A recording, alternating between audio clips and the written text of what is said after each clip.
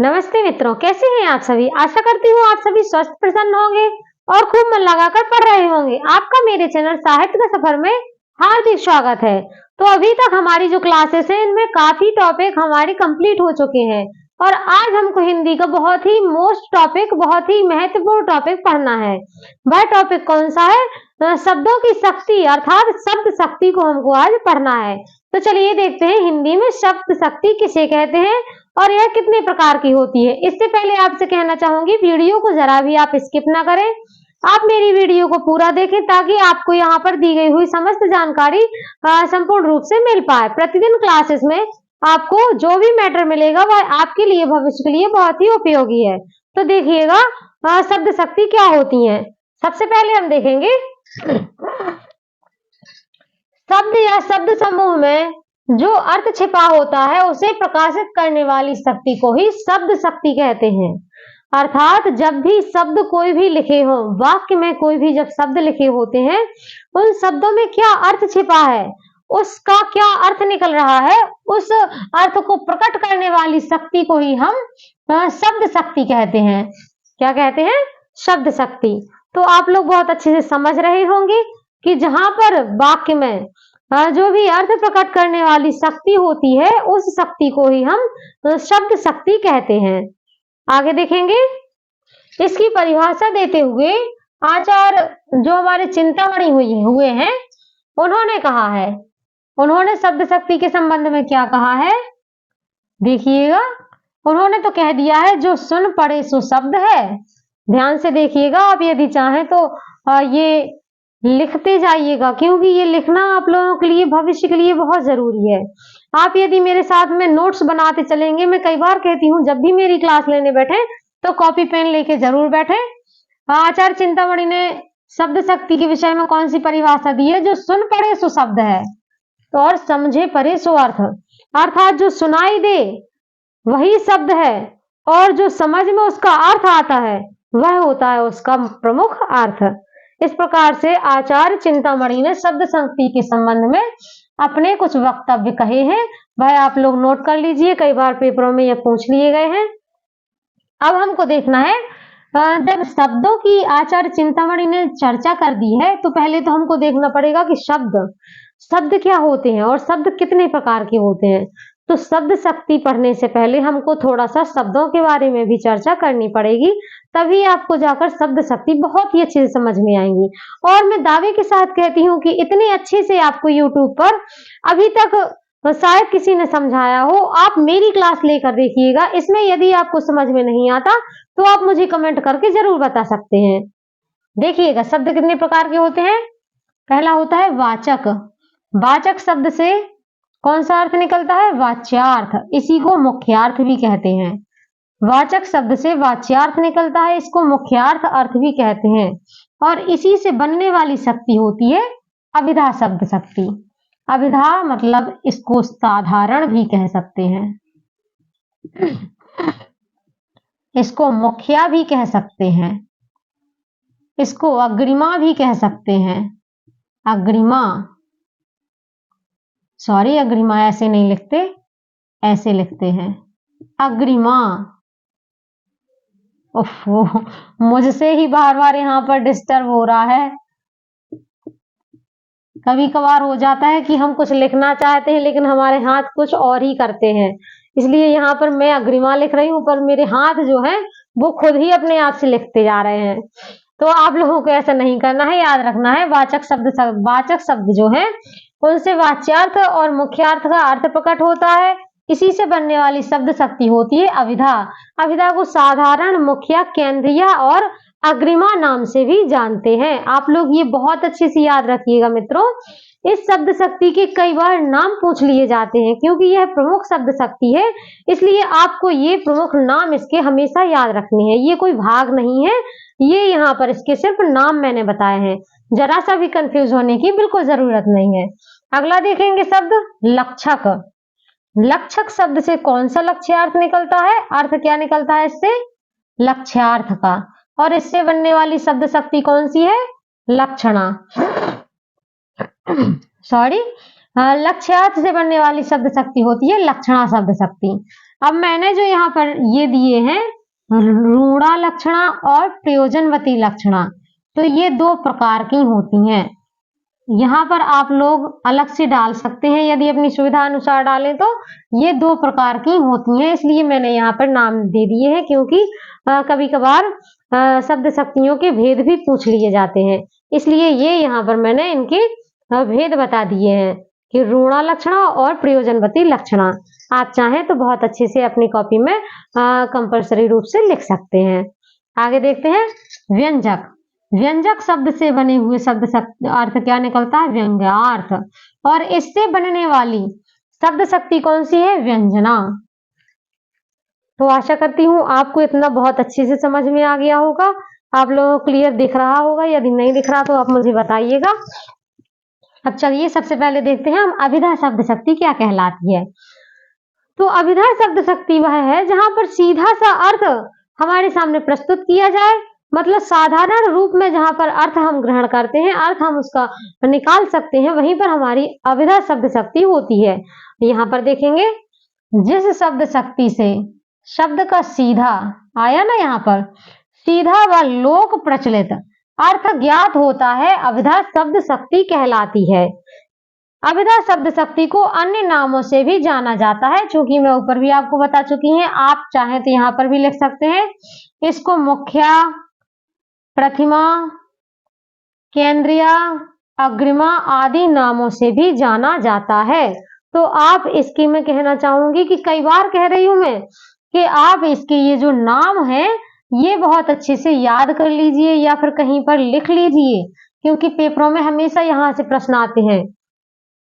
तो साधारण सी भाषा में कही गई बात को ही हम अभिधा शब्द शक्ति के अंतर्गत रखेंगे। उदाहरण के लिए देखिएगा,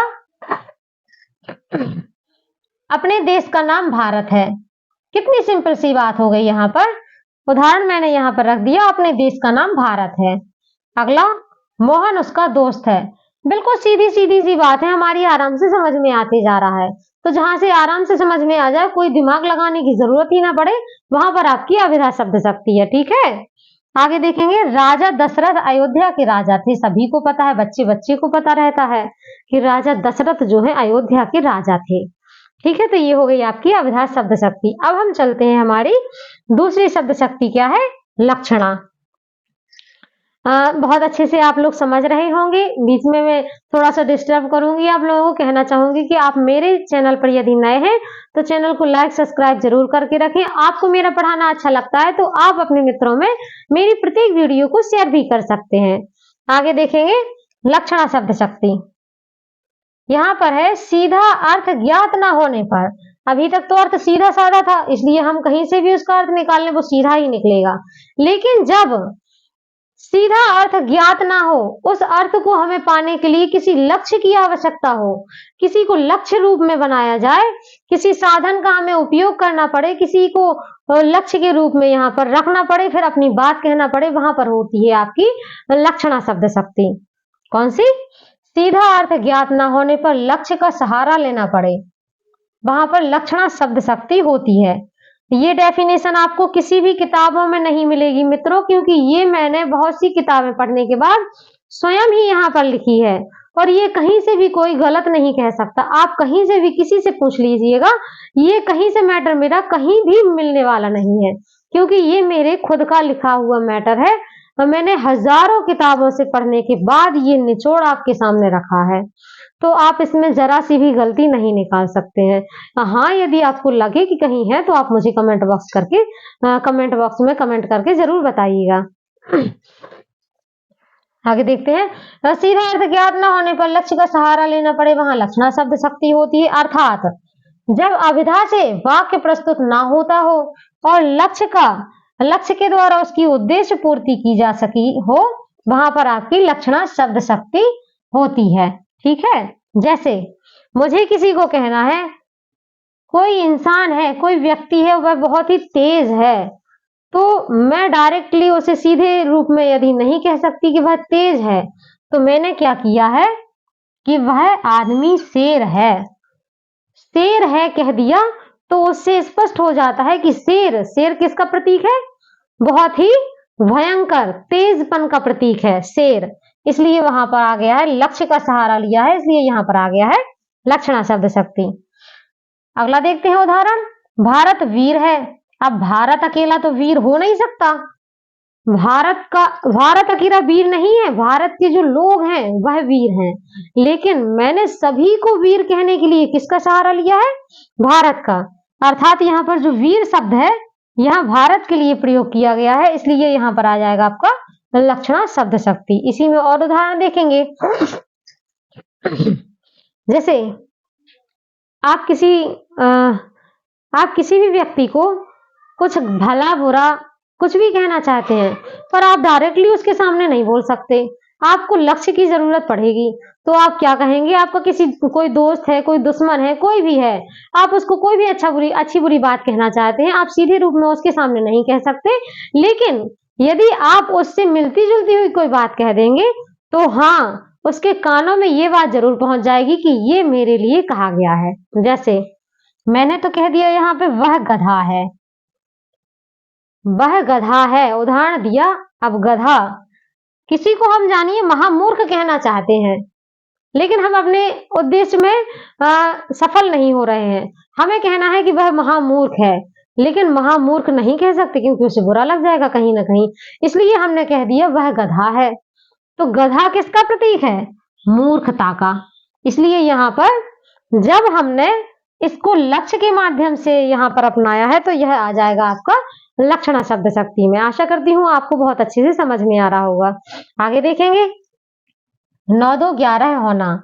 9 2 11 होना मतलब भाग जाना, कोई यहाँ से भाग गया, मैंने उससे डायरेक्ट तो नहीं कह सका, मैं उससे डायरेक्ट नहीं कह सकी कि तुम यहाँ से क्यों भाग गए, लेकिन अगर मैं उसी को लक्ष्य बनाते हुए कहूंगी वह 9 2 11 हो गया, तो उसका मतलब क्या निकलेगा, भाग जाना। ठीक है, जहां पर लक्ष्य की प्राप्ति हमें करनी होती है वहां पर लक्षणा शब्द शक्ति होती है। इसमें थोड़ा सा ये मेन फैक्ट मैंने यहाँ पर दे दिया है, बहुत ही मोस्ट है, आप लोग चाहें तो लिख सकते हैं कि सभी मुहावरे व लोकोक्ति, सभी मुहावरे, जितने भी मुहावरे होते हैं, सभी मुहावरे व लोकोक्ति इसी किसके अंतर्गत, लक्षणा शब्द शक्ति के अंतर्गत आते हैं। तो आप लोग ये लाइन बहुत अच्छे से याद रखिएगा, क्योंकि यह लाइन भी आपके लिए बहुत ही उपयोगी है। आप लोगों ने ये सब लिख लिया होगा। अगली शब्द शक्ति देखेंगे हम, हाँ, व्यंजना। तो उसको समझाने के लिए मुझे थोड़ी सी जगह की जरूरत पड़ेगी, जल्दी से इसको साफ कर देती हूँ। अगली देखते हैं व्यंजना शब्द शक्ति।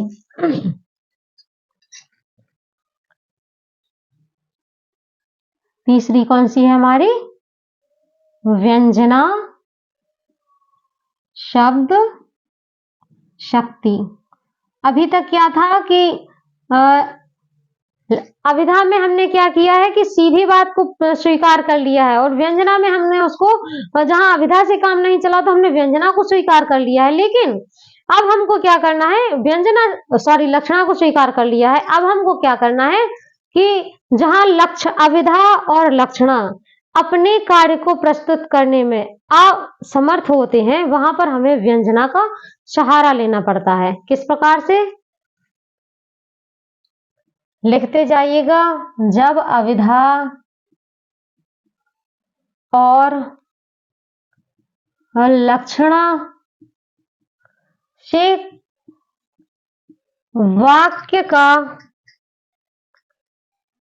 अभिधा व लक्षणा से वाक्य स्पष्ट ना हो, वहां व्यंजना शब्द शक्ति होती है। स्पष्ट ना हो वहां व्यंजना शब्द शक्ति होती है। ठीक है, अब व्यंजना का मतलब क्या होता है ये भी आपको थोड़ा सा बता दूं। व्यंजना, देखिए, व्यंजना का अर्थ होता है, आप लोग लिखते जाइए मेरे साथ, विशेष प्रकार का अंजन। क्या होता है, विशेष प्रकार का अंजन। व्यंजना का अर्थ होता है विशेष प्रकार का अंजन। किस प्रकार से, जैसे अंजन से आंखों में विशेष प्रकार का प्रकाश होता है। अंजन से आंखों में, अंजन क्या होता है? आंखों का काजल। काजल से आंखों की जो है कचरा साफ हो जाता है ना, और बहुत ही साफ साफ दिखने लगता है। वही यहाँ पर मैं आपको अर्थ बता रही हूँ। थोड़ा सा आपको लगेगा कि मैम क्या समझा रही है, पर मैं आपको ये शब्द शक्ति ऐसे समझाना चाहती हूँ ताकि आप कभी भूले ना। अंजन से आंखों को विशेष प्रकाश प्राप्त होता है। वैसे ही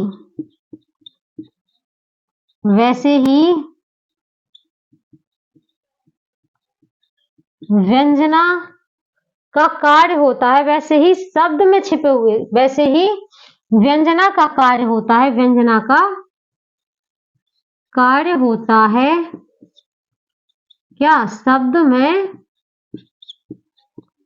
छिपे हुए अकथित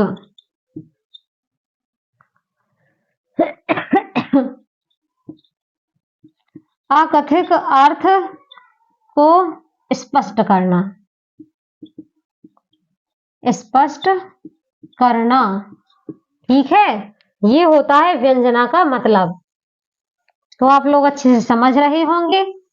आगे देखिएगा, इसके उदाहरण सहित मैं आपको समझाऊंगी अभी, क्योंकि यह शब्द शक्ति थोड़ी सी सबको कठिन लगती है, पर ये मैं आप लोगों के लिए इतनी आसान बना दूंगी कि आप लोग इसको बिल्कुल कभी कठिन समझेंगे ही नहीं।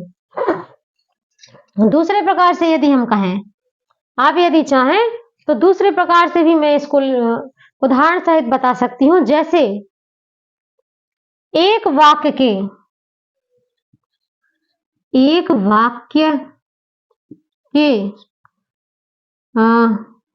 सभी लोगों ने, एक वाक्य के हर व्यक्ति के लिए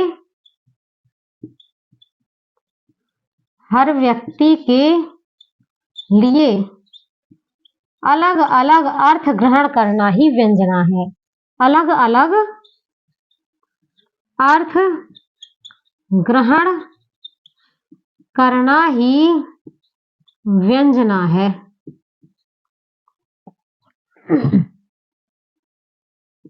ठीक है। अब मैंने यहाँ पर अलग अलग अर्थ क्यों बताए हैं? वह इसलिए बताए हैं कि जहां पर किसी एक अर्थ के, समझिएगा थोड़ा सा, जहां पर किसी एक अर्थ के सभी व्यक्तियों के अनुसार अपने अलग अलग अर्थ प्रस्तुत कर दिए जाते हो, वहां पर आपकी व्यंजना शब्द शक्ति होती है। जैसे कि उदाहरण के लिए लिया जाए, रहीमन पानी राखिए भिन पानी सब सोन। तो पानी जो है, इस उदाहरण में पानी शब्द का एक शब्द है, लेकिन इसका सभी ने अलग अलग अपनी इच्छा अनुसार अलग अलग प्रयोग स्वीकार किया है। क्योंकि पानी लाज के मर्यादा के लिए भी रखा गया है, पानी जीवन यापन के लिए भी सभी ने स्वीकार किया है। इस प्रकार से जहां पर व्यक्ति ने अपने हिसाब से उसके कई अर्थ ग्रहण कर लिए हो, वहां पर आपकी व्यंजना शब्द शक्ति होती है। और यदि आपको ऐसे समझ में ना आए तो आप ये वाली डेफिनेशन पूरी लिख लीजिएगा और इसको कई बार पढ़िएगा। जब आप 1 से 2 बार पढ़ेंगे तो आपको बहुत आसानी से समझ में आ जाएगा। चलिए अब देखते हैं इसका उदाहरण। जैसे शाम हो गई, चलिए देखते हैं। सूर्य अस्त हो चुका है। सूर्य अस्त हो चुका है। मैंने यहाँ पर एक उदाहरण दिया है, सूर्य अस्त हो चुका है। तो यहाँ पर इसका क्या मतलब निकलता है? एक तो हम इसको साधारण बात में कह सकते हैं, सूर्य अस्त हो गया मतलब सूर्य की रोशनी समाप्त हो गई है, शाम आने को हो गई है, ये हो सकता है। और दूसरा अर्थ इसका निकलता है, कोई मजदूर है, खेतों में काम कर रहा है और उसने देखा कि सूर्य अस्त हो गया है, मतलब अब मेरे घर जाने का समय हो गया है। दूसरा अर्थ निकल आया। ऐसे ही कोई व्यक्ति है जिसके घर में शोक चल रहा है, कोई व्यक्ति है जिसके घर में शोक चल रहा है, तो उसके घर का जो चिराग है वह बुझ गया है। उसके अर्थों में कहा गया होगा कि सूर्य अस्त हो गया है, उस घर का दीपक जो है बुझ गया है। इसलिए यहाँ पर हर लोगों ने, हर व्यक्ति ने, हर विद्वान ने अलग अलग जहां अर्थ अपने अनुसार स्वीकार किए हो, वहां पर होता है आपका व्यंजना शब्द शक्ति। यहाँ पर आपकी व्यंजना शब्द शक्ति आएगी। इसी प्रकार से मैंने बताया था रहीमन पानी राखिए, रहीमन पानी, रहीमन पानी राखिए, विन पानी सब सोन पानी गए ना उभरे मोती मानस चून। ये जो पानी शब्द है ना, इसका सभी लोगों ने अपनी इच्छा अनुसार अपने लिए, अपने उपयोग के लिए अलग अलग जो अर्थ ग्रहण किए हैं, इसी को कहा गया है यहाँ पर व्यंजना शब्द शक्ति। तो आशा करती हूँ कि आप सभी को व्यंजना शब्द शक्ति भी बहुत अच्छे से समझ में आई होगी। और जितनी शब्द शक्तियां मैंने समझाई हैं, 3 शब्द शक्तियां होती हैं चूंकि, तो तीनों मैं आप लोगों को समझा चुकी हूँ, आप लोगों को बहुत बेहतरीन तरीके से समझ में आ गई होंगी। तो यहाँ पर जो अभिधा शब्द शक्ति है उसको प्रमुखता देने के लिए हमारे जो देवदत्त हैं, देवदत्त जो आचार्य देव हैं रीतिकाल के, इन्होंने अभिधा शब्द शक्ति को सर्वोपरि माना है। और उसके संबंध में क्या कहा है, उसके संबंध में यहाँ पे उन्होंने कहा है, आप ये भी जानिएगा।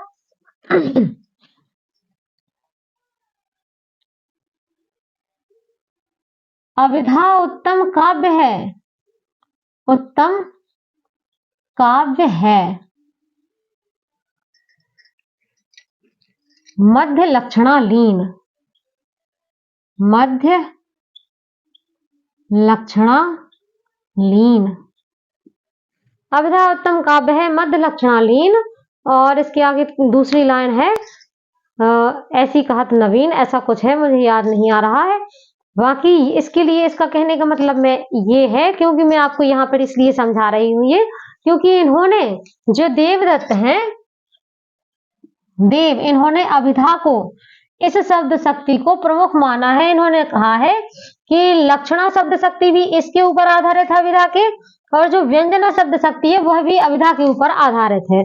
यहाँ पर मैं आपको ये इतना बताना चाहती हूँ कि आचार्य देवदत्त ने अभिधा शब्द शक्ति को सर्वोपरि माना है। उन्होंने कहा कि लक्षणा भी अभिधा पर आधारित होती है, आश्रित होती है, और व्यंजना भी कहीं ना कहीं से घूम घाम कर अभिधा पर ही आश्रित हो जाती है। इसलिए मैं आपको यह पंक्ति समझाना चाह रही थी। तो आशा करती हूँ आप सभी को मेरा समझाना अच्छा लगा होगा। यदि आपको आप चैनल पर नए हैं तो मेरे चैनल को लाइक सब्सक्राइब करें और प्यारे से कमेंट करके मुझे जरूर बताइएगा। आज के लिए इतना ही। यह प्रतिदिन लगने वाली क्लासेस हैं जो शाम को 5 बजे संचालित की जाती हैं। तो बने रहिएगा साहित्य के सफर के साथ में। यहाँ पर आपको हिंदी से संबंधित प्रत्येक टॉपिक का सॉल्यूशन बहुत ही अच्छे तरीके से दिया जाता है। जय हिंद, जय भारत, धन्यवाद।